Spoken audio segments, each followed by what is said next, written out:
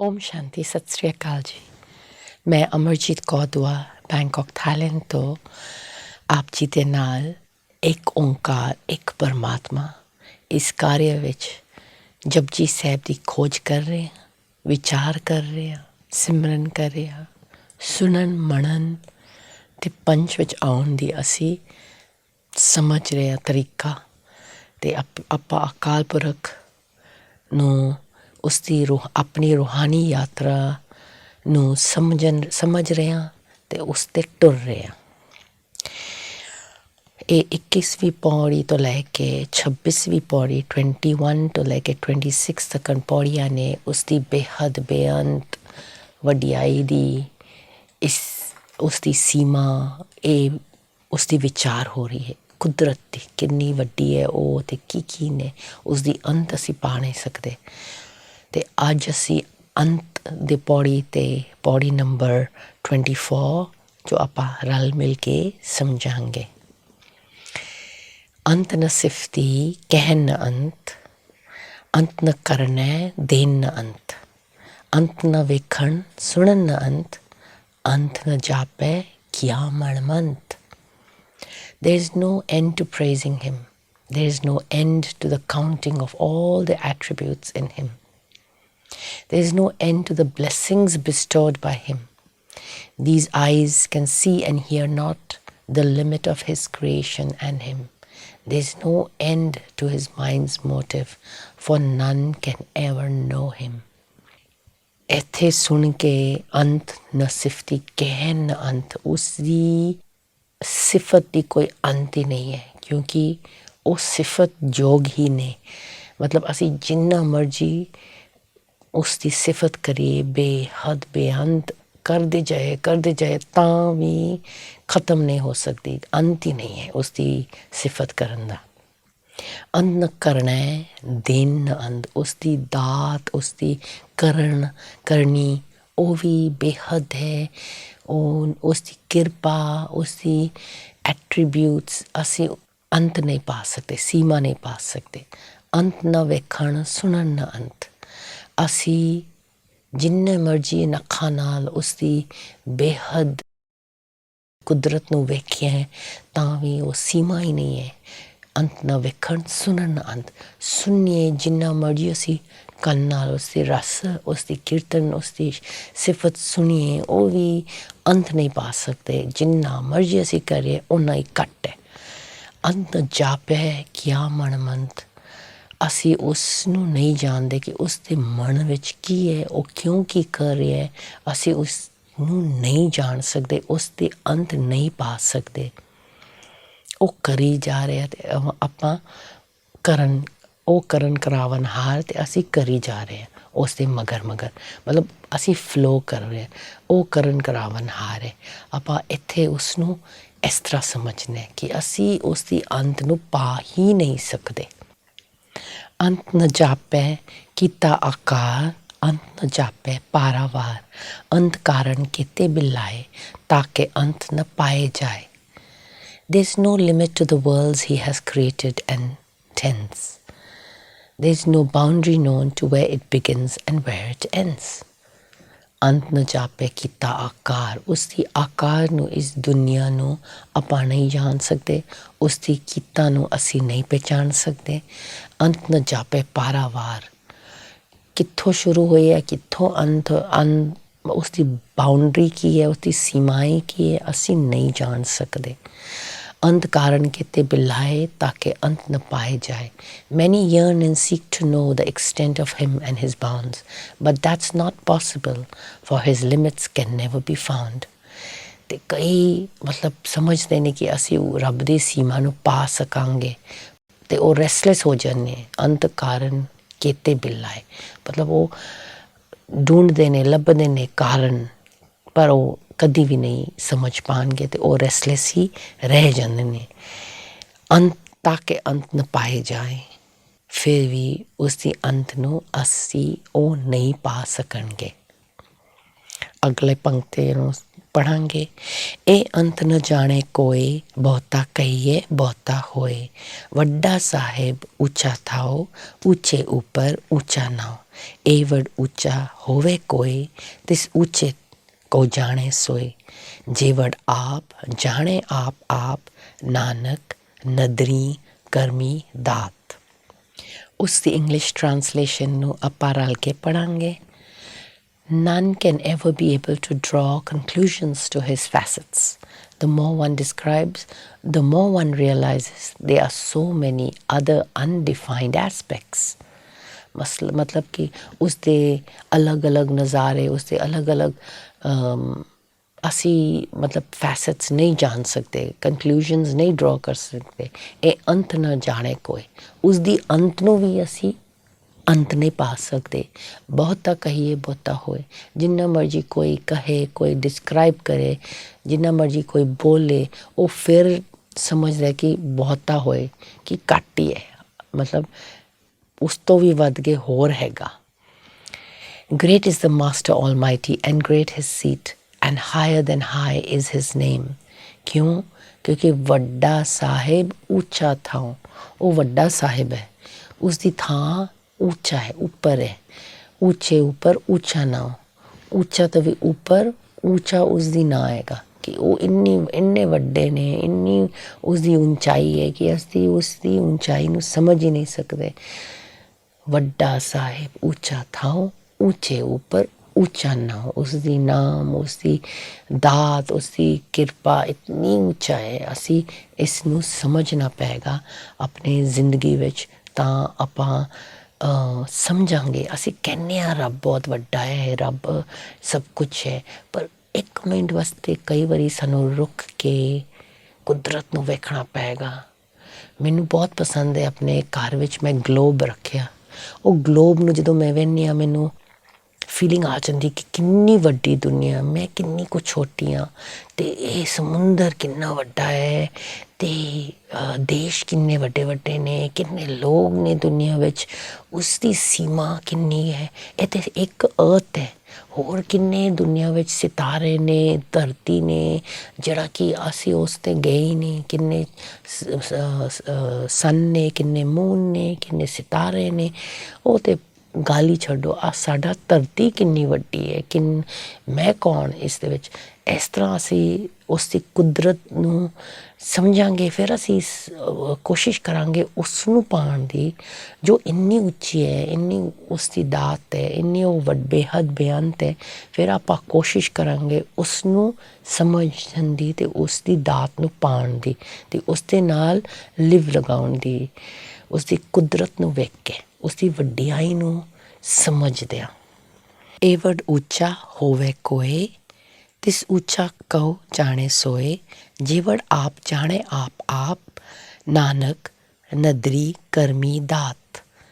Only if there were another as high and great, would he then be able to perhaps express and narrate?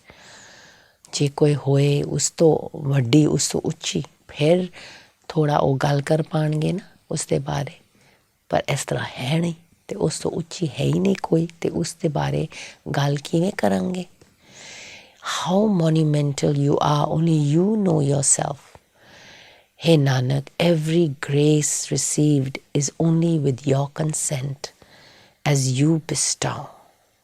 ਜੇ ਵਡ ਆਪ ਜਾਣੇ ਆਪ, ਇੱਥੇ ਫਿਰ ਉਹੀ ਉਹ ਗੱਲ, ਆਪੇ ਜਾਣੇ ਆਪ। ਗੁਰੂ ਨਾਨਕ ਹਰ ਵਾਰੀ ਜਦੋਂ ਉਸ ਦੀ ਵਡਿਆਈ, ਉਸ ਦੀ ਸੀਮਾਏ, ਉਸ ਦੀ ਕਿੰਨੀ ਉੱਚੀ ਪ੍ਰੇਜ਼ ਕਰ ਰਹੇ ਨੇ ਇੱਥੇ ਇਨ 21, 22, 23, 24, 25, 26, ਇਹ 6 ਪੌੜੀਆਂ ਦੇ ਵਿੱਚ ਉਸਦੀ ਵਡਿਆਈ, ਉਸਦੀ ਕੁਦਰਤ, ਉਸਦੀ ਸੀਮਾਏ, ਉਸਦੇ ਅਨਅਕਾਊਂਟੇਬਿਲਿਟੀ, ਉਸਦੇ ਅੰਤ, ਉਸਦੇ ਬੇਹੱਦ, ਉਸ ਦੇ ਬਾਰੇ ਗੱਲ ਹੋ ਰਹੀ ਹੈ ਕਿ ਉਹੀ ਉਹ ਆਪ ਜਾਣਦਾ, ਹੋਰ ਕੋਈ ਨਹੀਂ ਜਾਣ ਸਕਦਾ। ਅਤੇ ਇੱਥੇ ਕਹਿੰਦੇ ਨਾਨਕ, ਅਗੇਨ ਵਿਦਾਊਟ ਔਂਕਰ, ਆਪਣੇ ਆਪ ਨੂੰ ਥਰਡ ਪਰਸਨ ਵਿੱਚ, ਅਕਾਲ ਪੁਰਖ ਧੁਰ ਕੀ ਬਾਣੀ, ਨਦਰੀ ਕਰਮੀ ਦਾਤ।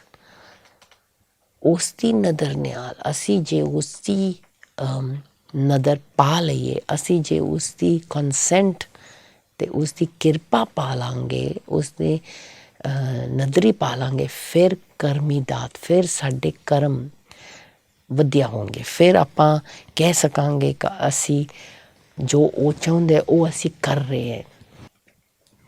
ਕਿਉਂਕਿ ਉਹ ਦੇਣ ਵਾਲਾ ਹੈ ਅਤੇ ਉਹ ਦਿੰਦਾ ਰਹੇਗਾ। ਅਤੇ ਉਹ ਆਪਣੀ ਆਪ ਉਹ ਜਾਣਦਾ ਹੈ ਕਿਹਨੂੰ ਕੀ ਦੇਣਾ, ਕਿੰਨਾ ਦੇਣਾ, ਕਦੋਂ ਦੇਣਾ, ਇਹ ਅਸੀਂ ਨਹੀਂ ਜਾਣ ਸਕਦੇ। ਇਸ ਵਾਸਤੇ ਉਹਦੀ ਕਰਮੀ ਦਾਤ ਵੀ ਅਸੀਂ ਨਹੀਂ ਜਾਣਦੇ। ਉਹਦੀ ਮਰਜ਼ੀ, ਉਸਦੀ ਅਸੀਂ ਕਹਿੰਦੇ ਹਾਂ ਆਪਣੇ ਕਰਮ ਅਨੁਸਾਰ ਅਸੀਂ ਭੋਗ ਰਹੇ ਹਾਂ, ਸਹੀ ਹੈ। ਲੇਕਿਨ ਸਾਡੀ ਜਿਹੜੀ ਸਕ੍ਰਿਪਟ ਹੈ, ਜਿਹੜਾ ਅਸੀਂ ਖੇਡ ਰਹੇ ਹਾਂ, ਇੱਕ ਸਕ੍ਰਿਪਟ ਹੈ, ਲਿਖਿਆ ਹੋਇਆ, ਅਸੀਂ ਉਸ ਦੇ ਮੁਤਾਬਕ 'ਤੇ ਚੱਲ ਰਹੇ ਹਾਂ। ਅਤੇ ਇਹਦਾ ਮਤਲਬ ਜੋ ਅਸੀਂ ਕਰਮ ਕਰ ਰਹੇ ਭੈੜੇ ਜਾਂ ਚੰਗੇ, ਉਸ ਦੀ ਲਿਖਿਆ ਦੇ ਵਿੱਚ ਹੀ ਕਰ ਰਹੇ ਹਾਂ ਅਤੇ ਉਸ ਦੀ ਕਿਰਪਾ ਦੇ ਵਿੱਚ ਹੀ ਉਹ ਫਿਰ ਰਿਜ਼ਲਟ ਵੀ ਨਿਕਲ ਰਿਹਾ। ਇਸ ਵਾਸਤੇ ਇਸ ਤਰ੍ਹਾਂ ਅਸੀਂ ਸਮਝਾਂਗੇ ਕਿ ਅਸੀਂ ਕਠਪੁਤਲੇ ਹਾਂ, ਉਹ ਕਰਨ ਵਾਲਾ ਕਰਾਵਨਹਾਰ, ਉਹ ਸਭ ਕੁਝ ਅਸੀਂ ਚੱਲ ਰਹੇ ਹਾਂ। ਬਸ ਅਸੀਂ ਆਪਣੇ ਆਪ ਨੂੰ ਇੰਨੀ ਵੱਡੀ ਸਮਝਦੇ ਹਾਂ, ਅਸੀਂ ਸਮਝਦੇ ਹਾਂ ਅਸੀਂ ਬਹੁਤ ਸਿਆਣੇ ਹਾਂ, ਅਸੀਂ ਬਹੁਤ ਕੁਝ ਕਰ ਰਹੇ ਹਾਂ ਦੁਨੀਆ ਵਿੱਚ। ਐਕਚੁਅਲੀ ਅਸੀਂ ਸਿਰਫ ਉਸ ਦੀ ਸਕ੍ਰਿਪਟ ਨੂੰ ਫੋਲੋ ਕਰ ਰਹੇ ਹਾਂ।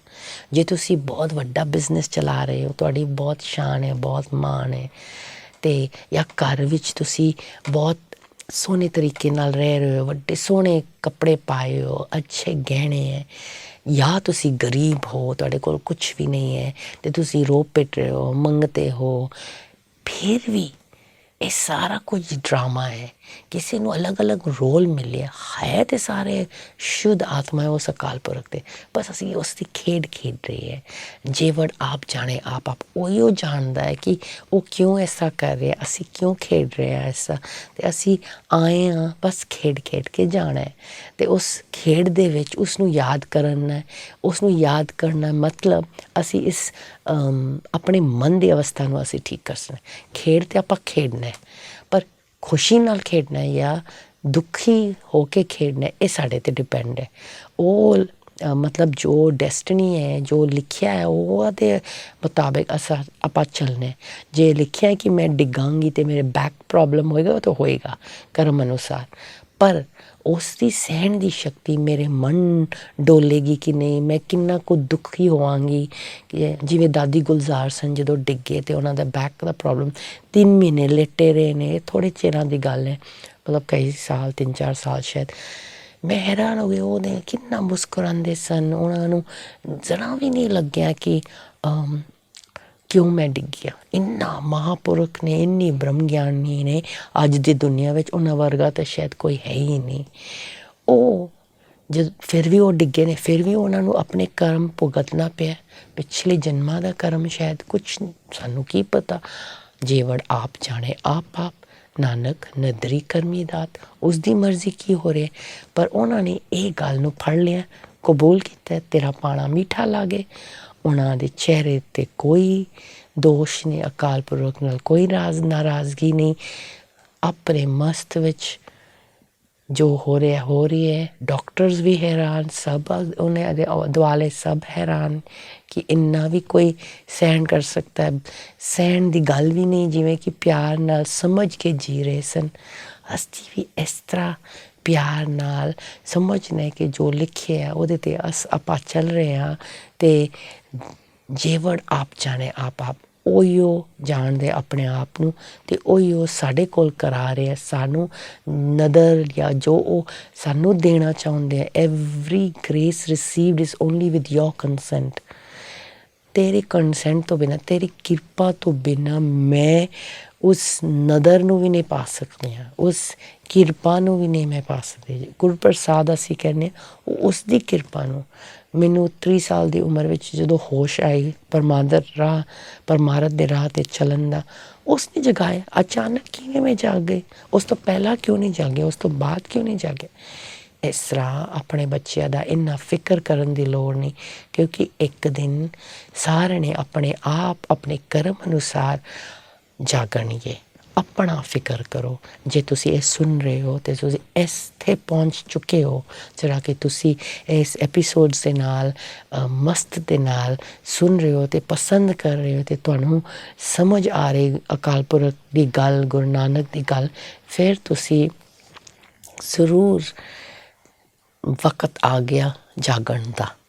ਹਰ ਇੱਕ ਦਾ ਵਕਤ ਨਹੀਂ ਆਇਆ, ਪਰ ਸਾਡਾ ਦੱਸਣਾ ਫਰਜ਼ ਹੈਗਾ कि ਜ਼ਰੂਰ ਸੁਣਿਓ, ਰਲ ਕੇ ਸੁਣੀਏ। ਬੜਾ ਸੋਹਣੀ ਗੱਲਾਂ ਹੋ ਰਹੇ ਨੇ। ਅਸੀਂ ਇਕੱਲੇ ਕਿਵੇਂ ਪੜ੍ਹਾਂਗੇ, ਕਿਵੇਂ ਸੁਣਾਂਗੇ। ਬਾਹਰ ਕਈ ਵਾਰੀ ਟਾਈਮ ਨਹੀਂ ਮਿਲਦਾ, ਗੁਰਦੁਆਰੇ ਜਾਣ 'ਤੇ ਟਰੈਫਿਕ ਵਿੱਚ ਫਸ ਜਾਂਦੇ, ਫਿਰ ਵਾਪਸ ਆਉਣਾ ਹੁੰਦਾ, ਥੱਕ ਜਾਂਦੇ, ਸਰੀਰ ਵੀ ਥੱਕ ਜਾਈਦਾ। ਇਸ ਤਰ੍ਹਾਂ ਆਉਣ ਜਾਣ ਵਿੱਚ ਲੱਗੀ ਰਹਿਣਾ। ਅਤੇ ਇਸ ਵਾਸਤੇ ਕਈ ਵਾਰੀ ਟੀ ਵੀ ਦਾ ਕਿਉਂ ਨਹੀਂ ਫ਼ਾਇਦਾ ਉਠਾਈਏ, ਮੋਬਾਇਲ ਫੋਨ ਦਾ ਕਿਉਂ ਨਹੀਂ ਫ਼ਾਇਦਾ ਉਠਾਈਏ, ਤਾਂ ਕਿ ਅਸੀਂ ਰਲ ਮਿਲ ਕੇ ਸਤਸੰਗ ਕਰੀਏ। ਅਤੇ ਜੇ ਤੁਸੀਂ ਇਸ ਇੱਥੇ ਤੱਕ ਪਹੁੰਚ ਚੁੱਕੇ ਹੋ ਅਤੇ ਜ਼ਰੂਰ ਆਪਣੇ ਦੋਸਤਾਂ ਨੂੰ ਵੀ, ਦੂਜਿਆਂ ਨੂੰ ਵੀ ਦੱਸੋ। ਰਲ ਮਿਲ ਕੇ ਜਪਜੀ ਸਾਹਿਬ ਦਾ ਆਪਾਂ ਖੋਜ ਕਰ ਰਹੇ ਹਾਂ। ਇੰਨੀ ਵਧੀਆ ਵਧੀਆ ਗੱਲਾਂ ਹੋ ਰਹੇ ਨੇ ਅਤੇ ਉਸ ਦੀ ਵਡਿਆਈ, ਉਸ ਦੀ ਸੀਮਾ ਦੀ ਗੱਲ ਹੋ ਰਹੀ ਹੈ। ਇਹ 6 ਪੌੜੀਆਜ਼ ਨੇ, ਜਿਹੜਾ ਕਿ 21ਵੀਂ ਤੋਂ ਲੈ ਕੇ 26ਵੀਂ ਪੌੜੀ, ਜਿਹੜੀ ਉਸ ਦੀ ਸੀਮਾ ਬੇਹੱਦ ਬੇਅੰਤ ਦੀ ਗੱਲ ਹੋ ਰਹੀ ਹੈ। ਅਤੇ ਆਓ ਫਿਰ ਇੱਕ ਮਿੰਟ ਇਸ ਐਪੀਸੋਡ ਖਤਮ ਹੋਣ ਤੋਂ ਪਹਿਲਾਂ ਉਸ ਦੀ ਕੁਦਰਤ ਵੱਲ ਧਿਆਨ ਕਰੀਏ। ਸਭ ਤੋਂ ਪਹਿਲਾਂ ਮੈਂ ਆਤਮਾ ਉਸ ਦੇ ਨਾਲ ਪਰਮਧਾਮ ਵਿੱਚ ਟਿਕ ਕੇ ਥੱਲੇ ਵੇਖਾਂਗੇ। ਇੰਨੀ ਵੱਡੀ ਕੁਦਰਤ, ਇੰਨੀ ਖੂਬਸੂਰਤ ਕੁਦਰਤ, ਇੰਨੇ ਪੇੜ ਪੌਦੇ, ਇੰਨੀ ਵੱਡੀ ਸਮੁੰਦਰ, ਕਿੰਨੇ ਨਦੀਆਂ, ਕਿੰਨੇ ਲੋਕ, ਕਿੰਨੀ ਦੁਨੀਆ, ਕਿੰਨੇ ਦੇਸ਼, ਕਿੰਨੇ ਸ਼ਹਿਰ, ਕਿੰਨੇ ਲੋਕ, ਕਿੰਨੇ ਵਸਤਰ, ਕਿੰਨੇ ਭਾਸ਼ਾ, ਕਿੰਨੇ ਕਲਚਰਸ। ਅਤੇ ਆਪਣੇ ਆਪ ਨੂੰ ਵੇਖਣਾ ਉਸ ਬੇਹੱਦ ਬੇਅੰਤ ਦੇ ਵਿੱਚ ਮੈਂ ਵੀ ਕਿਧਰੇ ਟਿਕੀ ਹੋਈ ਹਾਂ ਅਤੇ ਆਪਣਾ ਖੇਲ ਖੇਲ ਰਹੀ ਹਾਂ। ਜੇ ਵਰਡ ਆਪ ਜਾਣੇ ਆਪ ਅਤੇ ਉਹੀਓ ਆਪਣੇ ਆਪ ਨੂੰ ਜਾਣਦੇ, ਆਪਣੀ ਖੇਡ ਨੂੰ ਵੀ ਉਹੀਓ ਸਮਝ ਰਿਹਾ। ਆਪਾਂ ਸਿਰਫ ਖੇਡ ਖੇਡ ਰਹੇ ਹਾਂ ਅਤੇ ਅਸੀਂ ਜਾਗ ਰਹੇ ਹਾਂ ਉਸ ਦੀ ਕਿਰਪਾ ਦੇ ਨਾਲ, ਅਤੇ ਉਸ ਦੇ ਨਾਲ ਲਿਵ ਲਗਾਉਣਾ ਸਿੱਖ ਰਹੇ ਹਾਂ। ਆਪਣੇ ਭੈੜੇ ਕਰਮ ਕੱਟ ਰਹੇ ਹਾਂ।